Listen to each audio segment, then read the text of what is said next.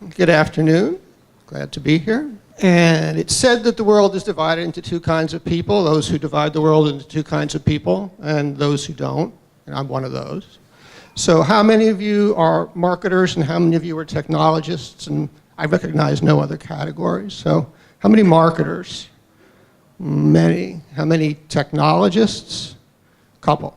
Okay, that just gets me a little oriented to who the audience is. So let's start off by going back a century and a half. In 1899, less than 5% of the power in US factories was provided by electricity. Most of the power, virtually all the power, was provided by steam engines and water wheels. The way that power was distributed was there were large line shafts, long pipes, rotating pipes on the ceilings of the factories. Those were connected to belts, leather belts, which were connected to the machine tools on the factory floor. It was an astonishingly inefficient way of doing things. You lost about 25% of the power to friction, just running the gears and the belts. It was called millwork. Your factories could only be so big because the shafts could only be so long. Your factories had to be laid out in straight lines because the shafts were straight. There was dust from the leather belts, there was noise, there was oil leaking down because everything had to be lubricated. Factories were really a pretty miserable place to be. 30 years later, everything had changed. 30 years later, just under 80% of the power was provided by electric motors. Those electric motors were connected directly to the machine tools on the floor. No more overhead, no more belts, none of that stuff. Imagine being a manager and facing 30 years of constant change. Because the change didn't happen all at once. It wasn't that they went from line shafts overhead to electric motors. First, there were actually 4 waves that have been identified. The first thing they did was they took the electric motors and they attached them directly to the old shafts. Pretty much the same mechanism, just powered by electricity.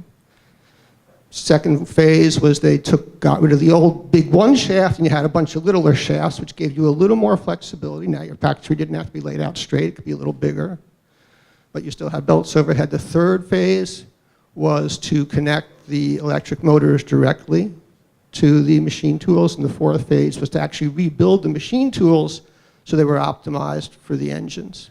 So you had 4 phases of change to go through over about 30 years.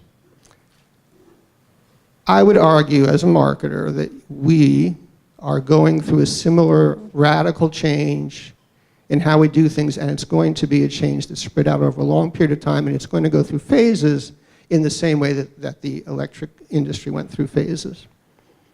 So we'll talk about what that means. We'll talk about some of the lessons that we can learn from this previous transition. But before we do that, let's talk a little about the changes that marketing is going through. Now, the title of this is Evolution from Snail Mail to Multi-Channel Personalization, but of course marketing started long before snail mail. If prostitution is the oldest profession, then advertising for prostitution must be like just barely the second oldest profession. We see in Pompeii, some of you will have seen the famous mosaics that advertise the brothels in Pompeii, and this is one of the sort of more publical, more visible ones that I can show you. If any of you have seen the real ones, you know that they were very creative and very agile back in Pompeii. So, but marketing even goes back further than that. That's already, what is it, 70 AD is Pompeii. My personal theory is that we can go back to the cave paintings. This is not a scientifically validated theory. This has not been published anywhere. But my theory is we look at this particular piece of art here, and this is an advertisement. It's an advertisement for something I like to think of as Moe's Barbecue. Moe's Barbecue had the freshest meat. Moe's Barbecue had the kids. The kids were very excited to go to Moe's Barbecue, and Moe's Barbecue had live music on Friday nights. What's interesting about that, and again, this is just my personal theory about this particular piece of cave art, although I think it's a legitimate piece of cave art, is that the genius who did this, he was selling features. It had the freshest meat. He was selling benefits that the kids love it, and he was even selling a social aspect about the music. So So here, 40,000 years ago, this unknown genius had actually invented everything that we learn in marketing school today. So not much changes when it comes to marketing. Pretty much it's all been done before. So if you want a slightly more rigorous look at the history of marketing technology, or marketing channels really, we see again, we go back, and of course the timeline is not to scale, go back 35, 40,000 years to cave art, and that was signage. The mosaics in Pompeii are signage. Pretty much signage is the only marketing channel up until movable type gets invented, and then it actually takes about 150 years after movable type is invented in the West, it's invented earlier in China, for newspapers to show up. And that's your second channel now, is newspapers and handbills. I know you can't read this, don't worry about it. But the letterpress, Gutenberg's press was a hand press, as you know, a flatbed press, very slow, 240 impressions per hour, roughly. By 1840, we now have the steam press and we have rotary presses, which suddenly can do thousands and thousands of impressions. So the first true mass media marketing doesn't show up until about 1840 when we get the rotary press. We then go another 30 or so years when we get to mail order catalogs, Montgomery Ward in the US. Still the same technology, incidentally, but you now have the distribution channel of the railroads available that makes mail order practical. Next big one is 1920, we get radio, 1950, we get television. So we're slowly accruing new marketing channels over that period of time. And then suddenly things change radically. We get, in the 1990s, we get cable TV, first of all. What we really get is the internet. And the internet all of a sudden opens up a whole new bunch of channels, because we have web portals, and we have display ads, and we have search ads, and we have e-commerce, and we have blogging, and then we get into 2000s, and we had social media and video sharing, and music was just talked about, and then we get into the current decade, photo sharing and video and so on. So, and the smartphone finally shows up, in 2007, and now we get apps on the smartphone. So we have starting in around 1990, 1991 is the first web browser, we get this sudden expansion, this huge, huge expansion in the number of ways we have to meet people.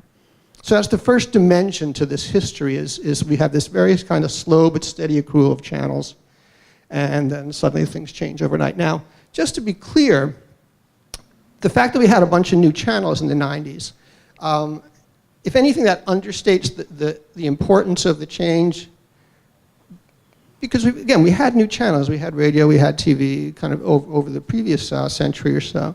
But what happens is the internet, and it's not news to any of you, the internet and then mobile starts to take up a huge amount of time. Almost half of consumers' media time now is spent on the internet, and mobile is more than half of that. And about a third of the ad dollars or so right now. So it's a fundamental change. The internet really does change everything, not that that's news to any of you. So just bear in mind that we've gone through this revolution in the 90s in the channels that are available. But the channels are just one dimension, channels. The second dimension is data. And again, going back a bit in history, as I like to do, you're all familiar, you all kind of know that the first writing was the cuneiform in ancient Sumer. You may or may not know what was actually on those tablets. We may, because we probably have some archaeologists here. They were tax records, basically. That's like, really, the first sign of civilization is taxes. Why are we surprised by this? But what's interesting about them is that, what's in a tax record? You have, Shlomo gave a pig in the year of the moon, or whatever it was. You have who it was, what they did, and when they did it. Basically, it's a transaction record. That is the only data that marketers have to work with pretty much for the next close to 4,000 years. Okay, yeah, we invent paper in China in 100 CE.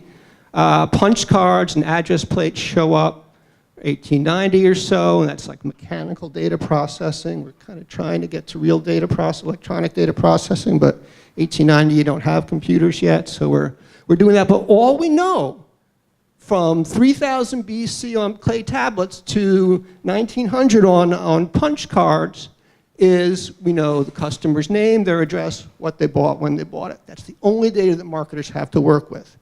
doesn't even begin to change really until the 1960s. We get Nielsen diaries in the 40s. That's a kind of marketing data, but it's not about people.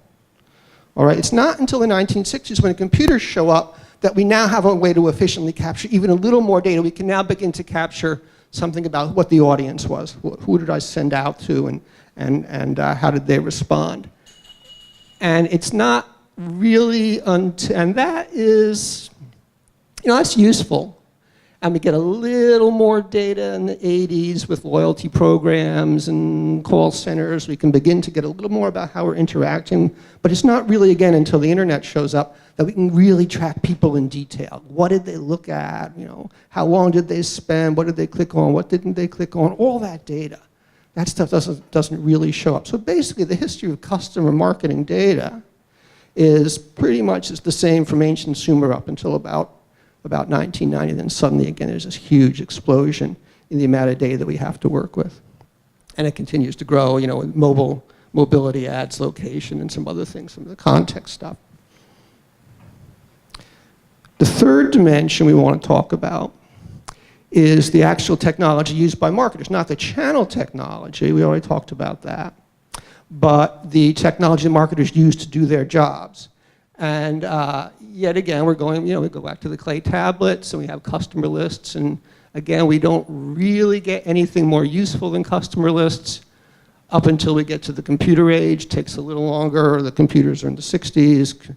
Computerized mailing lists in the 70s, really. We begin to get tools to work with those things, so we begin to get list selection tools and merge purge tools. We get personalized printing, and very earliest personalized printing, they used to pre-print the forms and leave a blank, and then there would be a separate printer that would fill in the blank with the name or whatever. This is before laser printers. And it's not until the A's that we begin to get real sort of marketing software, what we would call today the beginnings of marketing technology, and we get campaign managers. And the interesting thing about campaign managers, which are tools that let us select these lists, is like that first phase of the transition to the electric factory, they're basically taking the old process, which is take a list of names and put them in the mail, and they're reproducing it kind of function for function on the computer. So there's still lists, but now we're doing our list selection on the computer.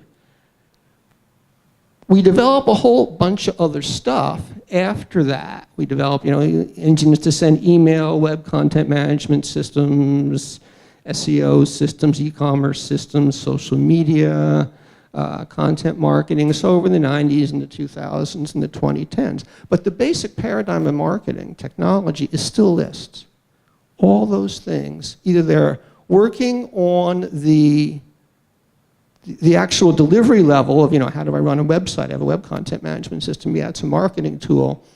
But the actual selection of who gets what message is still basically run by campaign managers. It's not until the current decade, not until actually quite recent, last couple of years, that we've seen this fascination with the customer journey, where we're finally getting away from lists, from blasting out to campaigns, and really begin to have the technology that lets us talk to customers as individuals. We've been talking about dealing with customers as individuals for a very long time, since about the 80s, actually. Before the internet, we were talking about that stuff already. But we only now are really beginning to get the marketing technology that gets away from the old list orientation, gets away from the old campaign management orientation, and really begins to manage customer journeys. So we're making that transition from the electric, from taking the old shafts and driving them by electric motor, actually attaching the motors to the engine, and then rebuilding the machine tools to match the capabilities of the electric motor. We're just beginning to get to that stage now. It's been 30 years. Familiar 30-year interval all of a sudden. So what's happened now since the 90s and really since the 2000s is that we've seen this tremendous growth in marketing technology. All right, and I make my living as a technology analyst. I consult, I help people buy the stuff, I help the companies who sell the stuff. I kind of keep an eye on the industry, so this is where I live. We've seen really since 2000, 2005, just the number of new marketing technology vendors has exploded. There's different data series, but it's about a 15% per year growth, and I wouldn't get too worried about the fact that it suddenly seems to drop off. That's probably because the way these databases are built, a new company wouldn't necessarily show up until it's been around for a couple of years. So chances are the number of companies that are starting, which is what this is showing, is at least stable. It may not be growing quite as fast. We may actually have kind of hit peak marketing technology, peak martech we call it. Now? Why then? Why all of a sudden this growth it's really, again, kicks off around 2005, 2006, around here. I don't know how much you see. There's 2005. We suddenly get this huge 2008. Remember, computers, internet's been around since 1990. Okay, why did it take so long? Well, I'm pretty sure, although I can't prove it to you, that what happens is really the growth of software as a service. Okay, all of a sudden, what software as a service does, and think Salesforce.com in particular, kind of the leader in the software as a service for marketing industry. 1999, 2000, 2003, their peak growth happens just around now. And what software as a service does, and what companies like Salesforce do, is they create a platform that marketing systems can work on top of. So all of a sudden, I don't have to have one system. I don't have to create a system to gather the data, to assemble it and integrate it so I get a complete view of each individual customer, to have rules that decide what to do with everybody, to then actually deliver the messages. I don't have to build that kind of complete solution every time I want to add a new piece of marketing technology. I can actually just connect into Salesforce or connect into some other system that has that database for me, and then just add one little feature, just do website personalization, just do a certain kind of segmentation, for example, just do a lot of specific things. So I can have a lot more marketing systems. It's easier to build marketing systems because I don't have to have a complete set of features involved. And it's easier to deploy them because I can just kind of plug it in.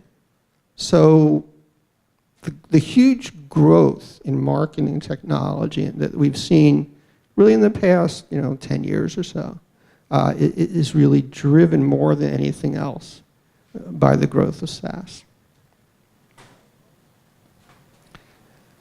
That in turn, now conceptually we're around 2010 if you want, we have all this technology. Now the marketers kind of look around and they say, well, I'm a marketer. I just saw a cartoon the other day. It said, I got into marketing because I didn't like math and I didn't like computers. So great. Now that's all I do as a marketer. So marketers look at all this technology and they say, well, okay, somebody's got to manage this stuff for me. The IT department's not going to do it. No insults to any IT people because they run financial systems. They really don't understand marketing. So companies now go out and hire marketing technologists. Really just in the last few years that we've seen this. I know you can't read these numbers here, but it says there's a survey that said 70% of the people in this survey, their marketing department had somebody who was in charge of buying marketing technology. Interesting split. That was about 76% of US companies, 66% of European companies, so a little more advanced in the US than the rest of the world on that, which is probably about right. In addition to the 70% who had them in place, 15% said they were going to hire one within the next 12 months. So pretty much every company I go into today has somebody in charge of buying marketing technology. So Gartner survey came out with an 80% figure for having a chief marketing technologist. This same survey here found about 80% of the people who were in charge of acquiring marketing technology had some sort of a marketing title or other. So we have this all of a sudden, what we didn't used to have. We used to have a bunch of marketers who really weren't interested in technology, because remember, up until 1990, there just wasn't much technology to mess with. Maybe you had a mailing list system, big deal. Simple campaign manager if you were in one of the few industries where you even had mailing lists. But now everybody, every marketer, whatever industry they're in, suddenly has this massive marketing technology, so they go out and they hire marketing technologists. Well, that kind of changes things, and we'll talk in a little bit about how that changes things. But the presence of specialists in marketing technology actually makes a big difference. A couple other trends very quickly. Marketing's more responsible for revenue, so that puts a little more pressure on them. Marketing is more responsible for the full customer life cycle. We've been talking today about retention. Marketers in some industries didn't used to care much about that. Now they do care about it much more. The consumers, of course, have changed. They're much more demanding, so they expect your technology to treat them the way that they kind of feel they should be treated. And technologies are adopted just faster.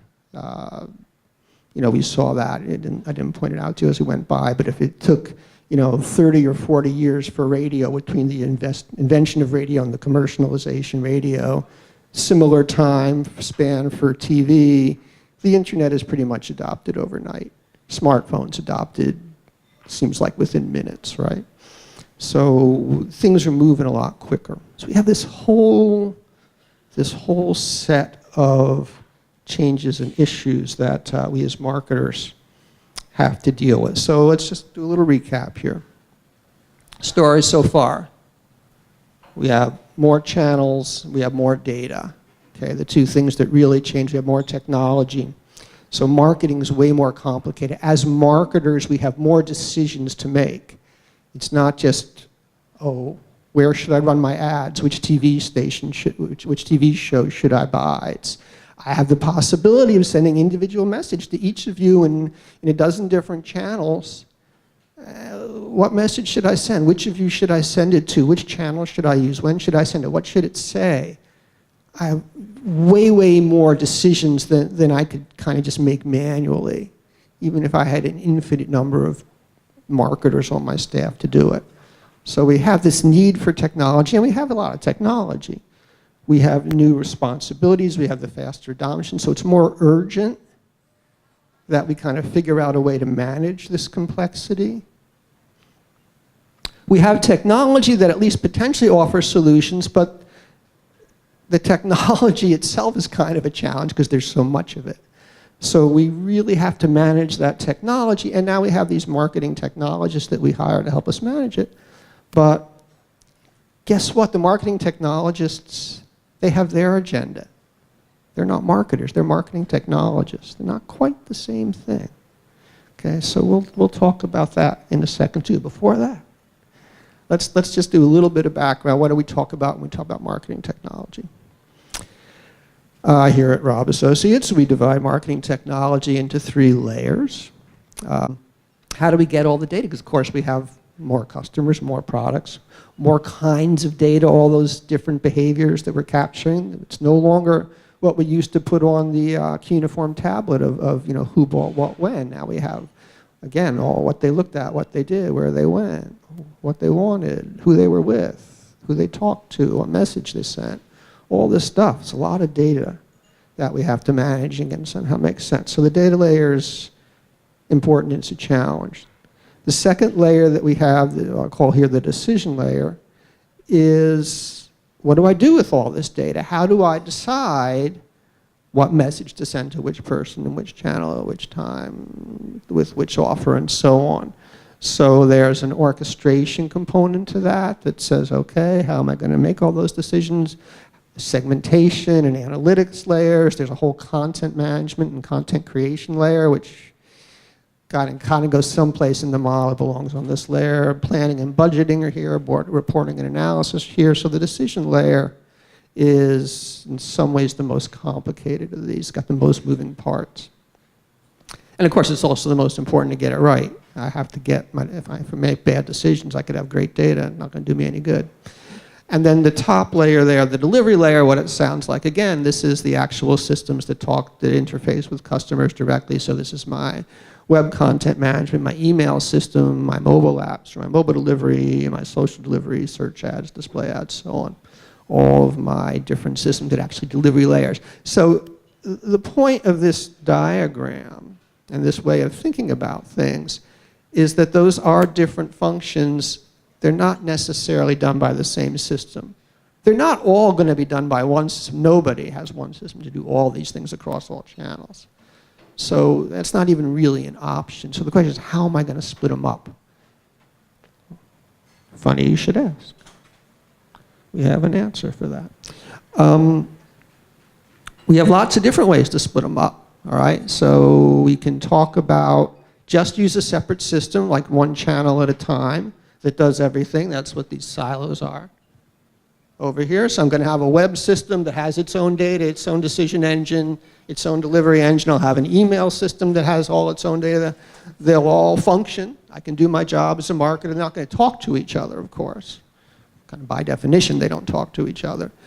And if they don't talk to each other, then how do I coordinate the customer experience? Because again, remember, my customers are very demanding, and they expect that they're going to be treated appropriately and consistently across all channels, across all interactions, in all situations, at all times. And they get really cranky if I don't. So I have to coordinate those in my siloed systems, independent systems. I can kind of manually set up the same decision rules in all the different systems and try to coordinate that way. It's good luck with that. So we're going to have some sort of automation. I can automate, just moving over in that direction from my left, your right. I can just integrate it down here. I can still have basically separate systems, but I can kind of have them share data back and forth through a hub of some kind. You know, Boomi, or there's a bunch of systems that'll do that. Easiest transition to make, thinking in terms of your phases again, because it's pretty much keep all systems, but just sort of share some data back and forth. But now I'm replicating data, so I have the same data stored in different places. I haven't done anything about my decision rules being coordinated, because I still have separate decision rules. The different systems may not actually be able to handle the same data, because web systems think in cookies and email systems think in email addresses, and call center system thinks about phone numbers, so they're not quite necessarily compatible data.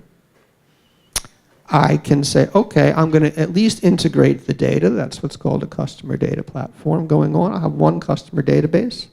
I'll have all my different systems feeding data into it. If you look really closely, those arrows there have heads on both ends. Data's moving both directions. And then I'll build out my unified customer database. So at least all my systems will be working with the same data.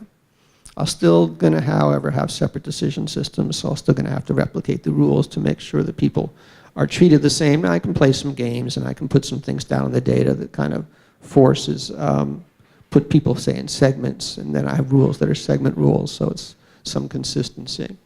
Or I can take the next level, or I'll call it here a marketing cloud, and I can have the decision layer itself be unified, or at least the key pieces of it that are actually making decisions about what messages to send to people. We'll call that. That's what the Oracle and IBM and Salesforce, all the big marketing clouds, kind of are pushing this model, roughly. And the argument is, yeah, you know, we're going to unify your data, we're going to give you one place to make all your decisions, and then you can deliver any place you want. Now, in reality, the marketing clouds usually do have their own email and web and all that, so they're not quite as flexible, but they are pretty open. You know, the good news is if you really want to use a different email engine, you can do that, or a different web CMS, you can do that. The bad news with the marketing clouds is they're not really that unified on the lower levels there. Most of those systems, as you know, were bought through acquisition, and the products that they bought didn't ever really get unified. So they all still have their own decisions. They all still have their own data engines, and they look, in reality, a little more like that hub thing, where there's a little bit of data being shared, but basically you got a bunch of separate systems, even though they're all sold by Oracle or IBM. I saw somebody from IBM, by Salesforce, by Adobe, whomever. So it's just a sort of a buyer beware thing. You know, what they're claiming to do and what they actually do, just be sure you know what you're getting into. And the other extreme, of course, is the integrated suite. Again, one system to do everything. How nice would that be? Not so sure how nice that would be, but the problem is, of course, there's always something new. There's always something it doesn't do. Like, you know, we're going to do virtual reality. Well, none of the suites does virtual reality quite yet, but let's just say for sake of argument. So the problem with the suite is it's never going to be complete. It can't be complete, and if it's complete today, it won't be complete tomorrow, because there's always something new. And if you want to add something in, some third-party engine you're going to attach for this magical new channel that just appeared, suites aren't really designed for that. They're not. The benefit of the suite is they're tightly integrated. Everything works really well together. There's no integration costs. Everything just flows back and forth. The bad news is that integration implies some very complicated, rich data sharing and process sharing, so it's really hard to just plug in some third-party tool. So the suite, kind of between a rock and a hard place. No, obviously I have my preferences. You probably can see which ones I like, but you know, these all exist. Different companies successfully use them all. You know, nothing's perfect, so just because the suite isn't perfect doesn't mean you can't use it. It just means you want to be aware of what the challenges are with it. And let me be clear that those were very, very oversimplified diagrams. You know, reality in most companies looks something like this, and even this is, you know, highly diagrammatic and oversimplified. But usually you have a couple of platform systems, your marketing automation, your CRM, your web. Those are usually three big systems that have their own data, their own decision engine, their own delivery tools. And then they have usually a bunch of other little systems that hang off of them to do specialized things like pull in external data or do predictive modeling or do content creation or do budgeting or do other channels like events or social or display. So most companies of any size today have at least 20 different systems in their marketing stack. Not uncommon to have 50. Some have fewer, but even the tiniest of companies is going to have, you know, a half dozen. I mean, Raab Associates have a half dozen, and we're like, you know, tiny as you get. You know, it's three of us counting the two cats. So reality is complicated, but the platform model basically works. There are a lot of platforms, and again, this is where SaaS comes in. That makes it easy to connect your SaaS systems into these platform things. You can imagine this sort of hub and spoke model where you have a platform and a bunch of SaaS tools plugging into the platforms. So let's talk about what we've learned so far. What have we learned from history? Okay, we just went through the history. We learned that when there's a major technology transition, like the transition we're going through in marketing right now, the change happens in waves. It doesn't just happen overnight, old technology, you go to bed, you wake up in the morning, next day, new technology. Evolves over time as we sort of move from a system that's optimized for the old technology, like the old overhead line shafts in the factories, to the new technology, which is the electric motors attached directly to the machine tools. You go through a bunch of phases where you have these kind of awkward compromises because you make one change, because that's the only change you can make, and then having that change in place opens up some other opportunities, which in turn, once that gets worked through the system, now that opens up some other opportunities and so on. Exactly what we see in marketing. We see that usually point solutions happen first, so there'll be a specific need in the marketplace. Marketers need a tool to create videos easily, because all of a sudden now I have a video sharing capability. Somebody will build a video creation tool, point solution. And they'll build a separate podcast creation tool and a separate email building tool and so on. And those will be best of breed. They'll usually be, well, the first ones will be sort of iffy, but you know, the specialized systems will evolve over time to be really good at what they do, because that's all they do. But then we see that people get a little cranky and they say, well, I don't want to have 20 or 50 different systems. I want to kind of consolidate stuff. All right, and this is where the martech managers come in, because marketing technology managers are people who are hired to make sense and rationalize your marketing technology. That's what they're there for. That's their job. Well, they come in. First thing they do is they look around and say, oh, wow, we're buying all these tools. Let me help you, Mr. Marketer, Ms. Marketer, buy the tools a little better. And they do a lot of tactical stuff. Yeah, we'll go out, we'll buy a new campaign manager, we'll buy a new email system, we'll help you buy this and that. And that keeps them busy for a while. But while they're doing that, they're saying, oh my goodness, this place is a mess. We have all these tools out there, dozens of tools. They're not connected to each other. It's a pain in the neck to buy these things, not that they mind that because it's fun to buy stuff, but now I have to connect them all to say we really have to simplify this. It's chaos. My job is to rationalize things. My job is to simplify things. So you know what? Let's not buy all these crazy little point solutions. Let's look for a tool that several departments can use. Let's look for a tool that does a bunch of different things so I don't have to integrate them.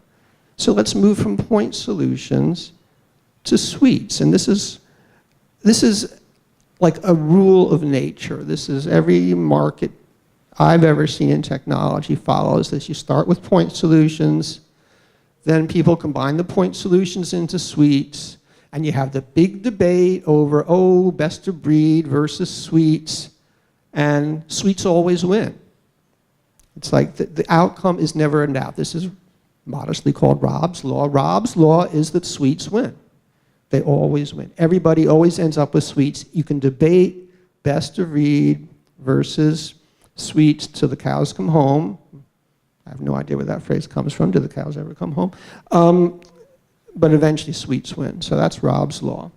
martech managers are contributing to that. They kind of just naturally like suites because it makes their jobs simpler and it makes the structure simpler. It's not that they're lazy or anything else. It's just it makes sense to them. Yeah, we should have, if we could find one tool that would do a good job, it would make sense to buy it. Who could argue with that?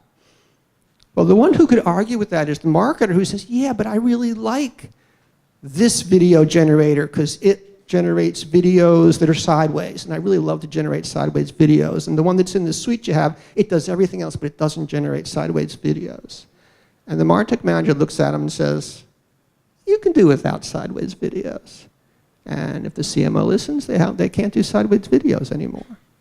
So that's who could argue, but it's a losing argument in most cases. Now, the counter argument is that software as a service changes everything.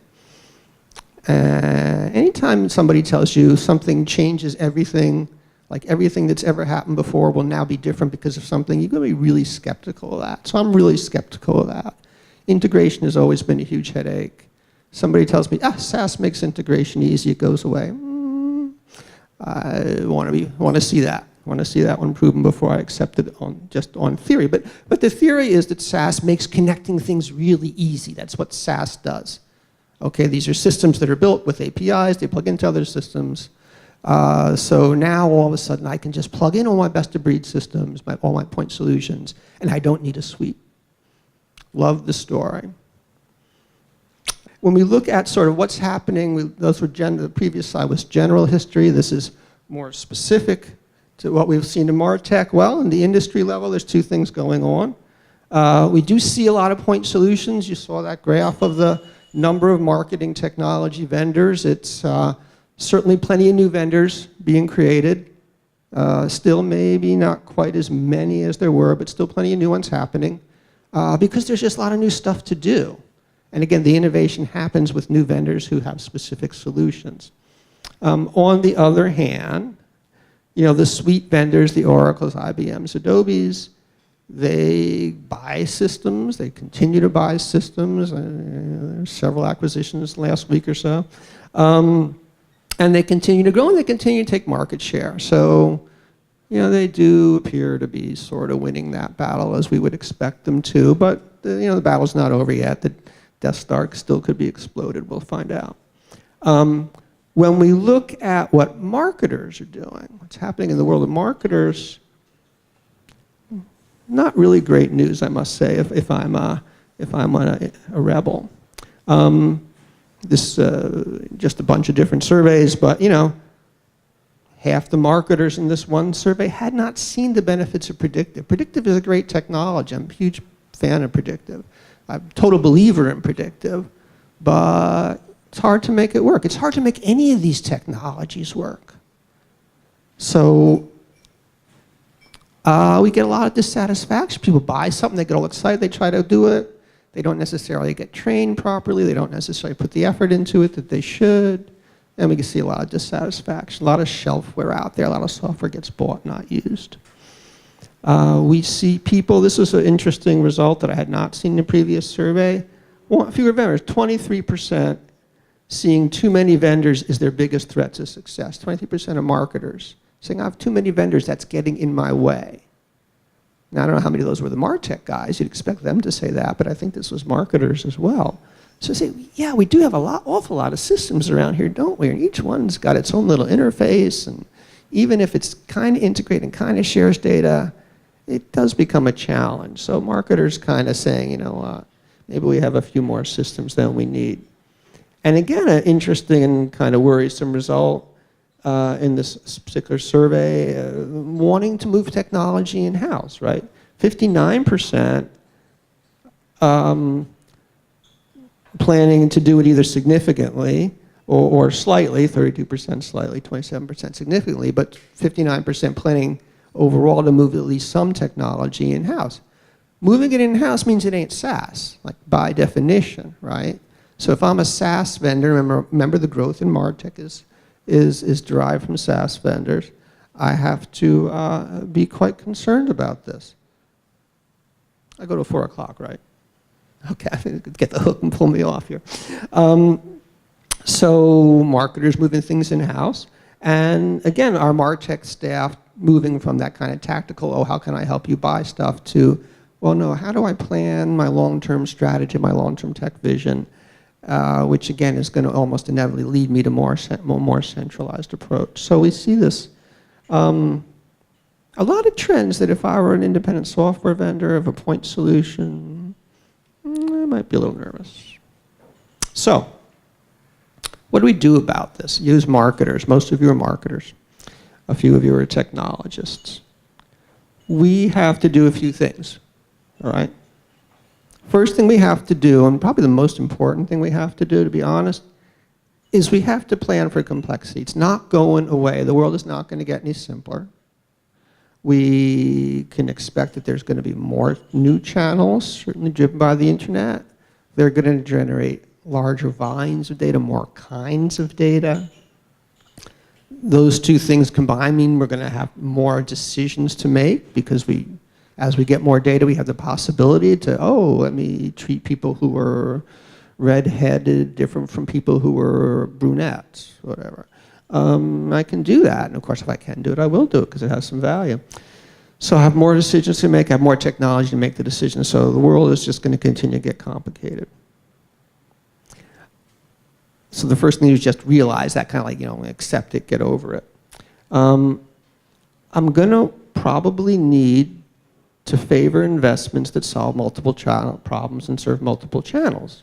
Again, you know, I'm kind of sorry. I'd love to see a lot of cool best-of-breed stuff out there, little specialized things, but in reality, to deal with complexity, I'm simply going to have to simplify in other ways. So I'm going to try to find systems that do more than one thing. I'm going to have to use automation to free up human resources. There's so many decisions I cannot make them manually. I can't write enough rules. I'm forgetting about sitting and watching each customer and deciding. Even just writing rules that decide what should do, the rules themselves are very fragile and rigid and complicated. So I have to have automated systems, artificial intelligence, come in and do a lot of those decisions so that people can do the more fun stuff. It's not that marketers go away, not even the marketing technologists go away. It's that we do more interesting things. I'm going to need, when I automate this stuff, when I use AI, I have to be really careful that I can see what the heck's going on. Because I won't necessarily be able to predict in advance, but I have to at least, at the minimum, really watch very carefully to see what the system's doing to make sure it's not doing something stupid, because computers can easily do very stupid things that, being computers, they don't know they're stupid. And I'm going to, again, same thing, I have to fail gracefully. If the system does do something stupid, or some piece of data becomes unavailable, or some channel is down, or something goes wrong, I need to make sure that my systems fail gracefully. I'm not saying you should fail gracefully, although you should when you fail, because you are going to fail, it's okay. Fail gracefully, but your systems in particular should be designed to fail gracefully, is what we're saying here.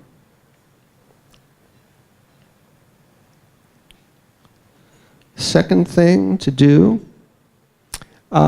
is to plan for agility. Because there's going to be change, and because you don't really know which way that change is going to go, you just have to be able to jump, to be agile and jump in whatever direction it turns out you need to jump into. At the start of the of the transition in the power plants, there was a big debate about direct current versus alternating current. Some of you might be familiar with that.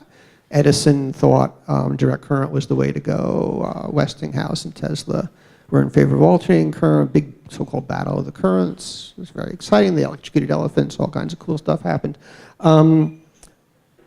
But the factory manager, he didn't know which way to go, so he just kind of had to sort of hedge his bets a little and probably not commit to either one until it became clear. So that's what you have to do. You have to just sort of be very careful not to overcommit and be too stuck in one direction too quickly. Second thing you want to, so how do you do that? You build tools to make these decisions. How do I decide what to invest in? You have to not just look at functionality. The way we used to buy software was we had a list of requirements. We asked the marketers, okay, what kind of programs do you want to run? Say, okay, well, you want to run these kinds of programs. This is what your systems have to do. Let me go out and find a system that does that. That was great when you knew what programs you wanted to run. But what if you don't know? Because you don't know what channels are going to be. You don't know what kind of programs. That's a very rigid way to do things. Now you have to be much more agile. So you say, well, you know what? Yeah, I'm going to look for functionality. Functionality is important, but I'm also going to look for things that are open, things that can adopt to different technologies, things that will accept different data types, things that can plug into other components. Just a second point here, I'm going to want to, instead of having one big system that's optimized for exactly the way I think I'm going to do things, only to find out tomorrow it's not the way I'm going to do things, I'm going to have a system that's got a bunch of different pieces. Think back to the data decision delivery layers, different systems, a bunch of different systems that are replaceable, plug compatible. I can pop one in, I can pop one out. So if a better predictive tool comes in, I can just swap it out with my old predictive tool. If a better web content manager comes in, better email generator, whatever it is, I just want to be able to pop those things in and have everything else continue to run. So that's a modular framework is a critical way of managing for agility. So I'm going to select for that flexibility, modularity, as well as function. I'm going to be aware of Raab's law, okay? There's this sort of gravitational pull to buy one system, to buy that suite. And again, that's Raab's law, says there is just this natural tendency for suites to win. Resist that, fight against the dark side of the force.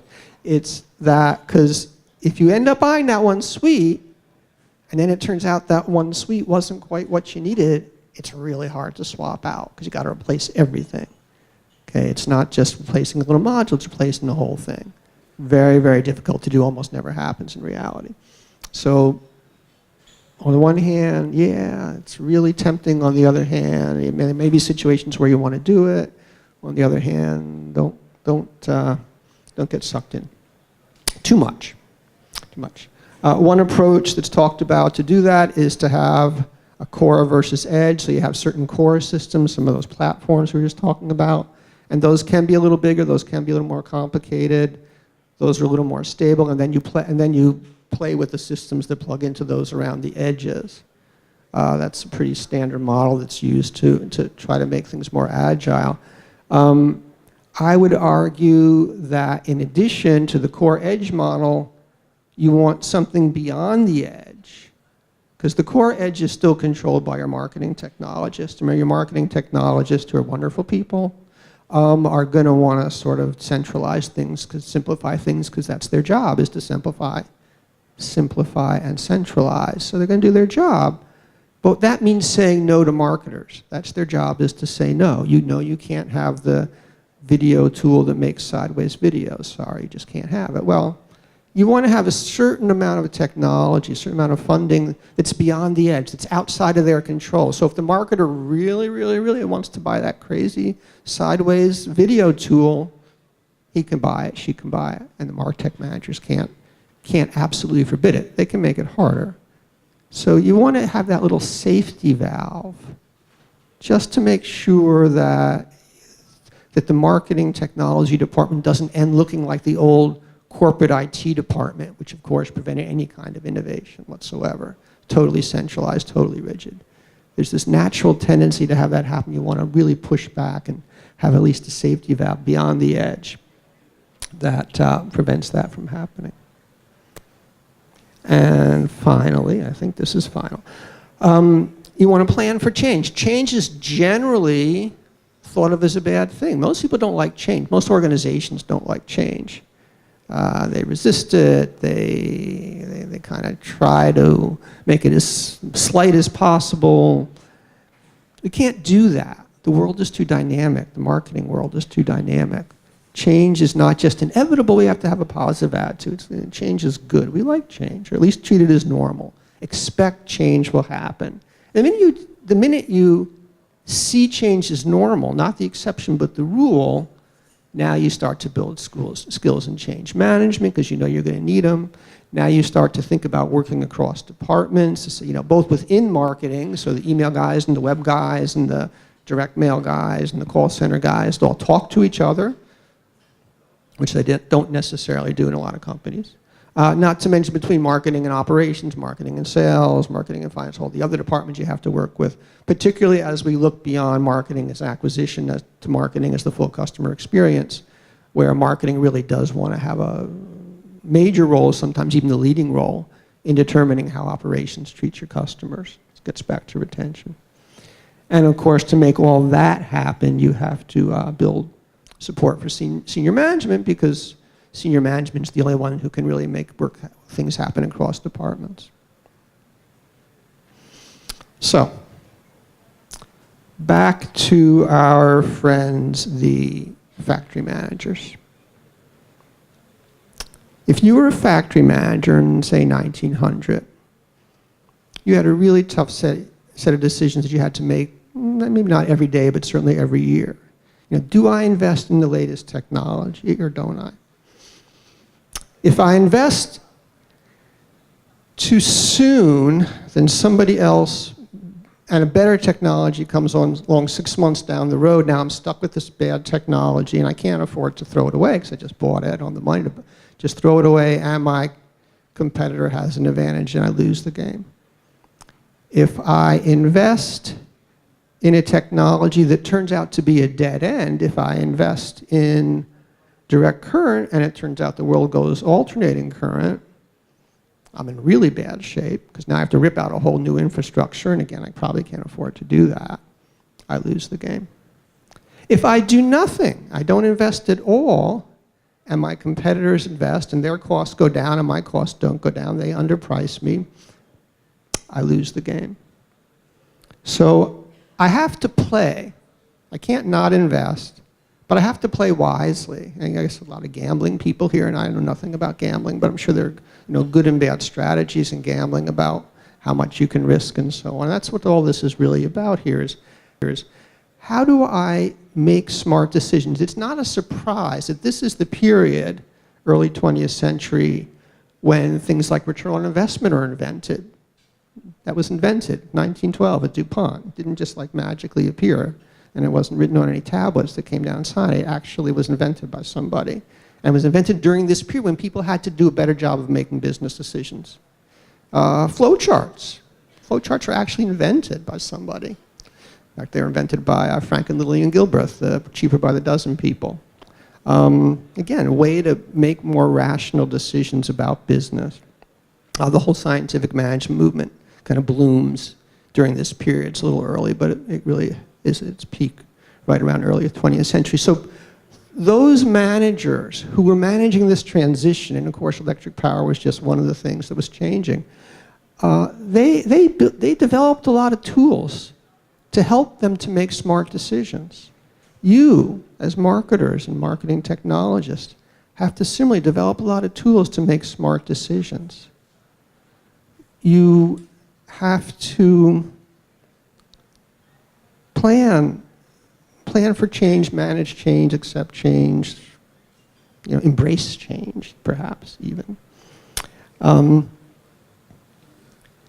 above all, you have to realize that you have to avoid, the seduction, the false economies of rigidity. Avoid Raab's law. Fight against Raab's law. Don't commit too soon to a specific thing. Don't put all your eggs in one basket. Whatever it is. Don't don't just try to make one solution that's going to solve everything. Recognize it's going to be a period of incremental change. You're still in the midst of it. Just plan for that to continue. You have to recognize that marketing technology exists to serve marketers, not the other way around. So don't let the marketing technologists tell you what to do. Even though it may be rational, it's not necessarily the right thing. And you have to remember that marketers exist to serve customers. That's why we as marketers exist. So ultimately, do what's going to serve the customer, and you will be one of the ones who wins the game. You'll be one of the ones whose factory doesn't go out of the business. You will be one of the ones who survives and thrives in this very dynamic environment. And that's kind of the end of my little spiel. We have time for questions. Not much.